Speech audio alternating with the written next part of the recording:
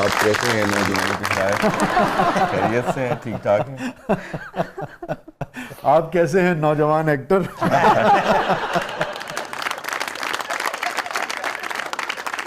मैं तो बुजुर्ग हो चुका हूँ। नहीं हम दोनों यारो। नसीम आया ने बड़ी अच्छी गल की थी। हाँ। मैंने नसीम से कहा, मैंने कहा नसीम आप बिल्कुल ना एज नहीं लग रही आपकी, ना बिल्कुल यंग लग रही है। नसीम कौन? नसीम विकी। विकी कह रहा है उसको, नसीम कौन कहता है? मेरे काम में आके कहने लगे शाहजी असी दोवें जवान लग रहे हैं और एक गल बाहर नहीं जानी चाहिए। बिल्कुल सही है। प्लीज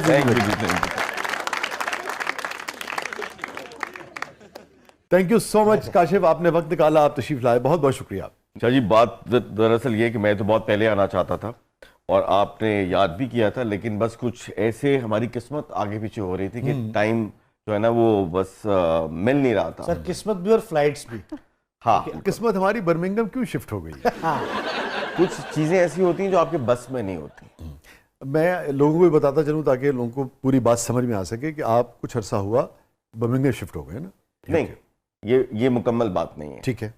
पूरी बात यह है कि मैंने अब यूके मेरा सेकंड होम है और पाकिस्तान मेरा फर्स्ट होम है। मैं शिफ्ट तो नहीं हुआ, लेकिन एक थोड़े अरसे के लिए आना जाना मेरा आना जाना जो है ना वो है। और मैं पाकिस्तान से ज़्यादा दूर नहीं रह सकता, तो चंद महीने उधर और चंद महीने इधर, तो बस ये इधर उधर जो है ना वो मैं कर रहा हूँ आजकल। मगर ये क्यों करना पड़ा काशिफ? अच्छा जी, वो मेरी बेगम ने एक दिन मुझे कहा कि 20 साल मैंने बारी दी, अब तुम्हारी बारी है। अच्छा। तो 20 साल मेरे पास साथ यहाँ रही, तो अब उसने कहा कि 5 साल जो है ना तुम मेरे साथ वहाँ चलो। तो वो बच्चों ने पढ़ना था, हालांकि पढ़ वो यहाँ भी सकते थे, पढ़ने वाले बच्चे यहाँ भी पढ़ लेते हैं। तो ऐसे नहीं पढ़ना चाहिए, पढ़ के नहीं देता।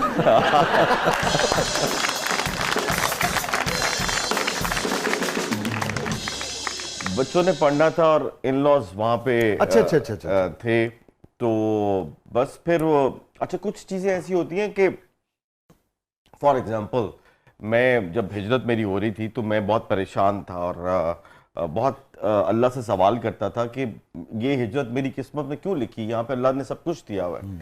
तो उस वक्त समझ नहीं आ रही थी कि भाई क्यों, लेकिन अब वो कहते हैं ना क्या अल्लाह के हर काम में कोई ना कोई मसलियत होती है, तो वो अब मुझे समझ में आ रही है। तो उस वक्त मैं सुहेल अहमद साहब से बहुत डिस्कस करता था कि तो मैं अब पाकिस्तानियत उनको बता रहा हूँ और वो मेरी बात सुन रहे हैं, और सुनने के बाद मुझे सारी बात सुनने के बाद ना जेब से मुझे 200 रुपये निकाल के देते हैं, कह रहे एला फड़ 200, जाके मैं खालिस 1 किलो दूध ले आके दे, तो मैं मान जाऊंगा। सुहेल साहब गुजरांवाला के हैं ना, इसलिए मिसाल भी खाने पीने से रिलेटेड ही उनकी है। शुक्र कहना दूध मंगाया उन्होंने, ऐ नहीं कहता 200 फड़ तो 2 चिड़े लेके आ, कपड़े आस्तिक मेरे वास्ते। और मुझे यकीन है कि 200 में 2 चिड़े आजकल नहीं आते होंगे जो महंगाई है। चिड़े तो पर नहीं आता मैं। तो दूसरी मिसाल उन्होंने मुझे कवि खान साहब की दी। हाँ, कहते हैं द ग्रेट कवि खान, उनको आगे बढ़ने से पहले कवि साहब के लिए बहुत, और हम लोगों ने तो यार कितने खुशकिस्मत है, उनका काम भी देखा, उनके साथ काम किया भी। क्या बात है, मेरे लिए भी इतना फख्र है, बहुत सारे प्लेस में काम किया, आपने बहुत काम किया। एक दफ़ा मैंने उनके लिए एक प्ले लिखने की कोशिश की और उस प्ले का नाम मैंने रखा था कि मैं कवि बनना चाहता हूँ। बहुत अच्छे। ये बस वो बना नहीं सके, तो कवि अंकल की उन्होंने मिसाल दी कि कवि अंकल अपनी घर की बेसमेंट में थे और तन्हा थे। हाँ, सारे बच्चे बाहर चले गए हैं और बेगम भी बाहर गई हुई है। एक द ग्रेट कवि खान है और एक उनका मुलाजिम है और बेसमेंट है और वो वहाँ है, उनकी किताबें हैं या कुछ है। तो सुहेल भाई उनसे मिलने के लिए गए, तो कहते हैं कि मैंने कवि अंकल से कहा कि कवि साहब किसी एक बच्चे को तो रोक देते, सारे ही चले गए। तो वो उठ के वॉक किया और जो उनका एक गर्दन टेढ़ी करने का एक स्टाइल था और उस पर बोलते हैं कि सुहेल तुम क्या चाहते थे कि मैं खुद गर्ज बन जाता, मैं बच्चों के आगे कहता कि मेरा क्या बनेगा, मेरा सोचो। तो शायद कुछ मेरे सामने कुछ ऐसी सिचुएशन आ गई कि मैं रोकता तो बुरा बनता। तो फिर मैंने सोचा कि चलो उनकी ख्वाहिश पूरी कर लेते हैं। 20 साल उन्होंने बारी दी है, 5 साल हम दे के देख लेते हैं। अच्छा, ये मेरे लिए ना ये बड़ी, अभी आपने जुमला कहा ना, मैं चूंकि आपको, हम दोनों एक दूसरे को बिल्कुल करियर के इब्तिदा से जानते हैं, तकरीबन 30-32 साल से हम एक दूसरे को जानते हैं। आप थोड़े से सीनियर होंगे मतलब। हाँ, एक आध साल का, मगर वो एक ही, यानी कि हमने तो शाह जी को स्क्रीन पे एक्टिंग करते हुए देखा और ये कट जाएगा।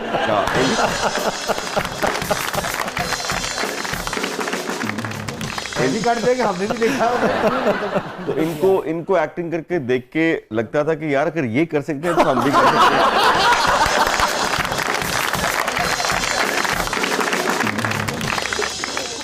तो यकीन करो इनको देख के बड़ा हौसला आता था कि भाई अगर ये कर सकते हैं तो हम भी कर सकते तो मैंने अच्छा फैसला किया ना, अपने काम की तरफ आ गया।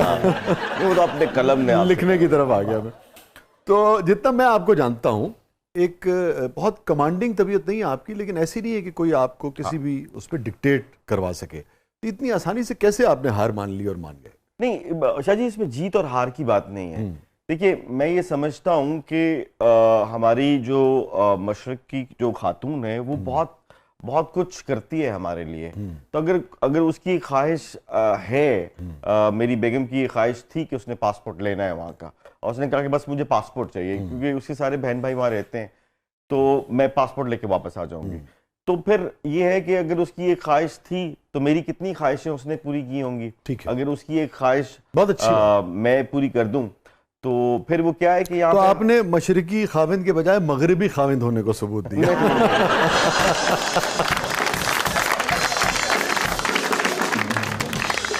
ये जो हौसला है ना, ये मशरकी खाविंद में ही है। हाँ नहीं मशरकी खाविंद नहीं कहता, वो कहता नहीं मैं तो नहीं जा रहा। नहीं वो मशरकी खाविंद नहीं है ना, वो मशरकी मर्द है। हाँ ये बात ठीक। मैं तो मशरकी खाविंद की बात कर रहा हूँ। ये मशरकी खाविंद कब से हुए हो तुम? मैं शुरू से मशरकी खाविंद। वो अक्सर बात है ना कि रन मुरीद आप कहते हैं, बेगम के नीचे लगे हुए आप कहते हैं, तो भाई ये कोई आसान काम थोड़ी है। ये वाकई मर्द का काम है कि वो बेगम के नीचे लग जाए। हाँ। वरना तो बहुत आसान है वो करना। दम खम निकाल दिया हमारी बहन ने काशिफ के।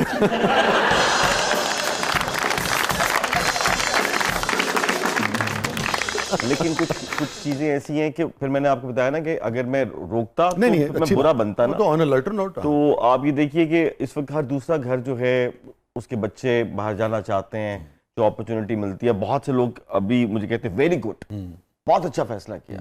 फिर मैं कहता हूँ कि नहीं, ये बस ठीक है, ये फैसला है, ठीक है। तो यहाँ भी बहुत बहुत कुछ पाकिस्तान ने हमें दिया है।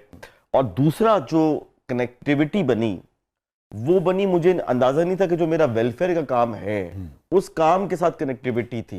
अच्छा। क्योंकि उस काम का जो सेकंड फेज है वो वहीं से आना है। और अब मैं अगर वहां पे रहूंगा चंद महीने, उनमें उठूंगा बैठूंगा तो उनको लगेगा कि ये लोकलाइज बंदा है तो यहाँ से जाके वहां सोशल वेलफेयर का काम कर रहा है। तो ये एक कनेक्टिविटी उसके लिए बहुत आसानियां होगी। और दूसरा एक प्रोडक्शन का एक शाह जी एक कीड़ा तो है, वो तो है हमेशा से। तो वो अब ड्रामा तो हम बना नहीं सकते क्योंकि बहुत फर्क आ गया है, लेकिन एक ख्वाहिश है मेरे अंदर कि मैंने पे बैक करना है अपनी फील्ड के अंदर। तो मैंने एक थिएटर कंपनी वहाँ पर रजिस्टर करवाई है, काशिफ महमूद प्रोडक्शंस के नाम से, और मैं यूके यूरोप में वो थिएटर करना चाहता हूँ जो पूरी फैमिली के साथ लोग आके देख सके, और जिसमें जो है जब मैं किसी पर तनकीद नहीं करना चाहता, लेकिन अगर हम वो डांस ओरिएंटेड थिएटर जब वहाँ पे करते हैं तो हम क्या करते हैं, हम सिर्फ टैक्सी ड्राइवर को कहते हैं कि सिर्फ तुमने आना है, अपने बीवी बच्चों को साथ लेके ना आना। तो मैं ये चाहता हूँ कि हम एक ऐसा काम करें कि पूरे का पूरा कुंबा आके देखे। सो इतनी मार्केट वहाँ पे मौजूद है, कुछ एंटरटेन हो, कुछ सीखे। तो उसके लाइसेंस का इंतजार कर रहे हैं इंशाल्लाह। नहीं, आपसे हमेशा हमें बड़ी उम्मीद। और शाह जी जहाँ गोरा थिएटर करता है वहाँ थिएटर करता है। Yes, very good. और वसी शाह ने थिएटर ड्रामा लिखना है। हाँ, डन हो गया इंशाल्लाह। फैंटम हम ओपेरा वाले के साथ चलाएंगे। बिल्कुल। अच्छा, अगर इंडियन कर सकते हैं तो हम भी तो उसी हम किसी भी चीज आज तक सर नसीरुद्दीन शाह थिएटर करते हैं, परेश रावल थिएटर करते हैं। हमारी मार्केट छोटी हो गई है, बट हमारा आर्टिस्ट, हमारा टैलेंट तो आज भी अल्हम्दुलिल्लाह। और वहां पे हम इंडियन को बुला के इकट्ठा भी काम कर सकते हैं। जी जी जी। काशिफ, हम सभी इनवाइट किए जाते हैं, मुझे भी यूनिवर्सिटीज़ वगैरह में जब बुलाया जाता है तो मैं नौजवानों से मुख्तसर तरीन भी स्पीच करता हूँ, तो मैं एक चीज़ उनसे कहता हूँ, हम असर लोगों से जब आप बात एक चीज़ कहता हूँ कि यार अपने ना ख्वाबों को कभी मरने नहीं देना। एक अपने अंदर का जो बच्चा है उसे मरने नहीं देना। आपका कमाल ये है, जो हमेशा मैंने आपसे शायद सामने इतना नहीं कहा, मगर आज मैंने ओपनिंग में भी बात की, बड़े दिल से बात की, कि कुछ ना आप अपने शोबे में भी और अदरवाइज भी सोसाइटी को देने की कोशिश करते हो। कभी वो